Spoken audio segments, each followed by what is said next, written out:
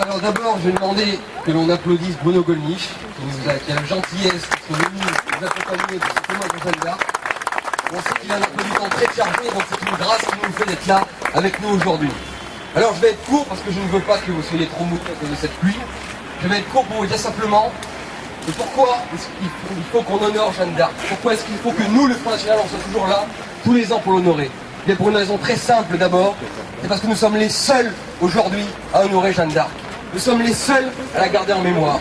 Tous l'ont jeté aux poubelles de l'histoire et nous tenons justement que sa mémoire soit ravivée par le seul parti patriotique. Alors pourquoi ils l'ont oublié? À une époque de lâche, à une époque de volerie, à une époque où on crache sur la France sans arrêt, où on se moque de la religion catholique, pensez-vous qu'une femme qui s'est battue toute sa vie pour la France, qui s'est sacrifiée pour son pays, et qui en plus est devenue une sainte de la religion catholique, cette femme-là, c'est normal qu'elle ne soit pas honorée aujourd'hui par les partis politiques au pouvoir, et même par une majorité, hélas, de Français. Alors, souvenons-nous justement, comme disait Maxime, de la France de Jeanne d'Arc. Souvenons-nous de cette France qui a été divisée en deux. Souvenons-nous de cette France dans laquelle une grande partie des Français et des élites déjà trahissaient pour s'entendre avec le parti étranger. Souvenons-nous de cette France qui est en voie de disparition. Souvenons-nous de cette France qui allait mourir justement par le fatalisme des uns et le manque de courage des autres. Et bien justement, cela est tragique parce que ça me fait penser à quelque chose. Cette France, dans la France dont Jeanne d'Arc a hérité, ça ressemble un petit peu à la situation actuelle. Ça c'est tragique. Mais on peut garder espoir pour au moins une chose. C'est que, en 1412, est née une jeune femme, une jeune paysanne, qui est arrivée voir le dauphin de France, et qui d'abord a été méprisée par les lieutenants du dauphin qui n'étaient pas rois encore. Elle a été méprisée, on la disait inculte alors qu'elle ne l'était pas vraiment. On la voit venir comme ça, on se dit mais elle n'a aucune connaissance militaire. Et pourtant c'est cette femme qui a remis la flamme du patriotisme dans le cœur des Français. C'est cette femme qui a fini par rendre la liberté, la souveraineté à la France. C'est cette femme qui a fait que la France survive. Eh bien, si la situation de la France de Jeanne d'Arc est à peu près la même qu'aujourd'hui, eh bien peut-être il y a un phénomène qui peut nous rappeler quelque chose aussi, c'est qu'en 2012, une femme aussi peut peut-être sauver la France. Elle s'appelle Marine Le Pen, et c'est pour ça qu'il faut être là, pour honorer donc Jeanne d'Arc. Vive la France et vive Jeanne d'Arc. Maintenant, je passe la parole à Bruno Gollnisch. D'Amsterdam, de Lisbonne, par lesquels nous avons été dépossédés, contre la volonté clairement exprimée en 2005 par le peuple français, de la possibilité de déterminer notre avenir, notre destin, de choisir notre monnaie, de choisir aussi le nombre et la qualité des étrangers que nous acceptons ou que nous n'acceptons pas à l'intérieur de nos frontières.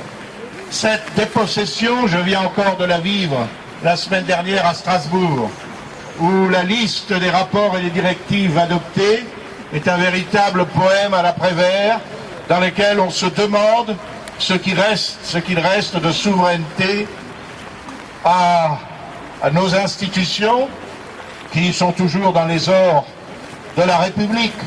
Le Palais Bourbon pour l'Assemblée nationale, le Palais du Luxembourg pour le Sénat, les gardes républicains Sabre-Auclair qui présentent les honneurs au président de l'Assemblée nationale qui monte au perchoir, et tout cela à 85% pour traduire en réalité en droit français des directives européennes.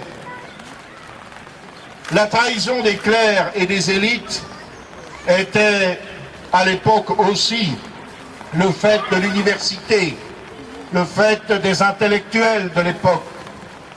Et c'est bien toujours le cas aujourd'hui, avec notamment les organisations stipendiées, investies par le pouvoir judiciaire du privilège exorbitant de poursuivre leurs adversaires et de les poursuivre dans de véritables procès en sorcellerie.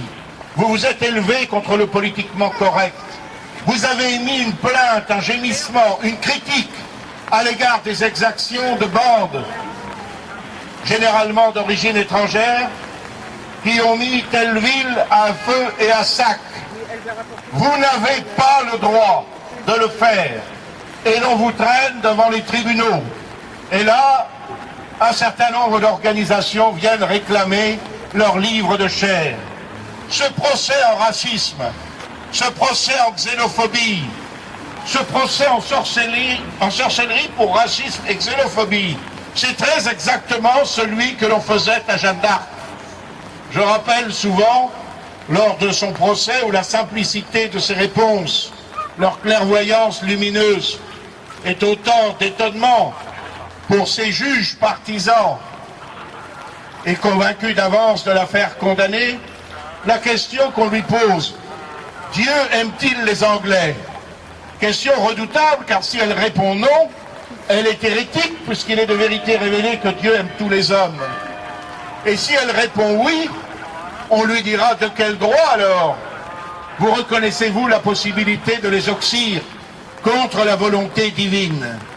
Et elle a cette réponse limpide, Dieu aime les Anglais chez eux.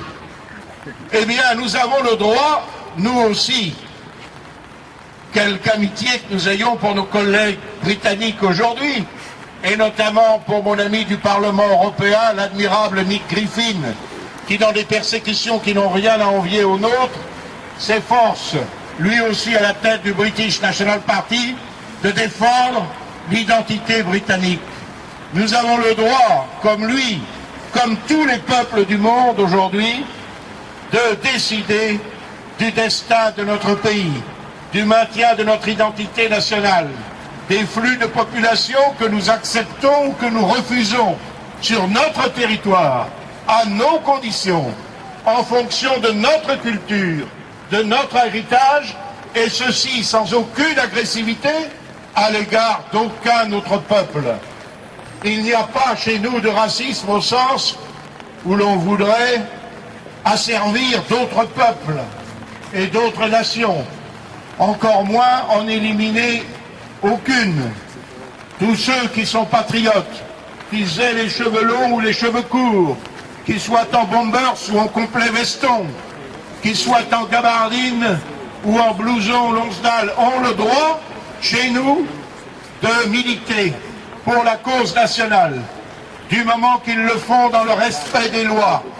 Et ce que montre Jeanne d'Arc, héroïne de la patrie, est canonisée après avoir été brûlée vive et après avoir été réhabilitée, canonisée à l'initiative des campagnes menées au début de ce siècle par la droite nationale et notamment par l'Action française. Ce que montre précisément cette canonisation de Jeanne d'Arc, c'est que contrairement à ce que l'on avait prétendu à son procès, contrairement à ce que l'on prétendra à celui qui s'annonce pour moi, et dont je pense je triompherai comme j'ai triomphé des persécutions précédentes, contrairement à tout cela, la défense de notre identité particulière est parfaitement compatible avec le respect de valeurs universelles.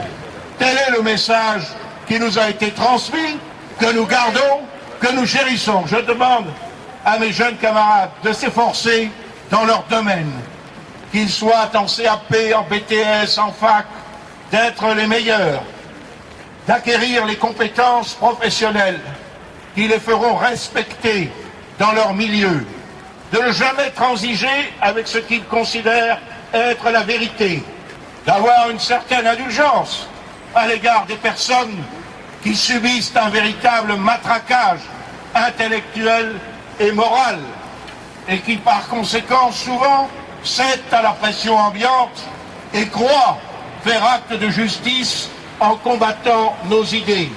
Nous avons non seulement à nous opposer à eux, nous avons à les convaincre, nous avons à les faire revenir dans nos rangs, dans un combat qui s'élargit de la gauche patriotique à la droite sociale et qui est en train, c'est vrai, si l'on en croit les médias et les instituts de sondage, d'affoler la classe politique, de lui faire prendre conscience de ce qu'elle est en train de perdre dans ces situations acquises, qu'elle redoute plus que tout. Si nous sommes diabolisés, ce n'est pas parce que nous sommes des diables, c'est parce qu'ils craignent que nous prenions leur place et que nous mettions notre nez dans leur compte. C'est ce que nous allons tous ensemble nous employer à faire désormais. Merci.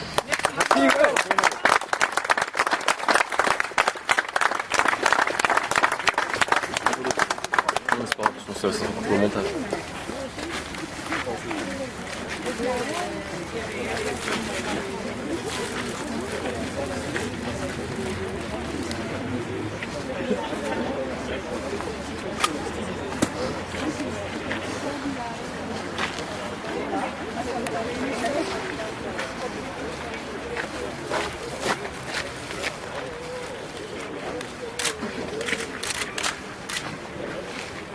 Voilà, merci à tous et à très bientôt dans d'autres manifestations. Merci.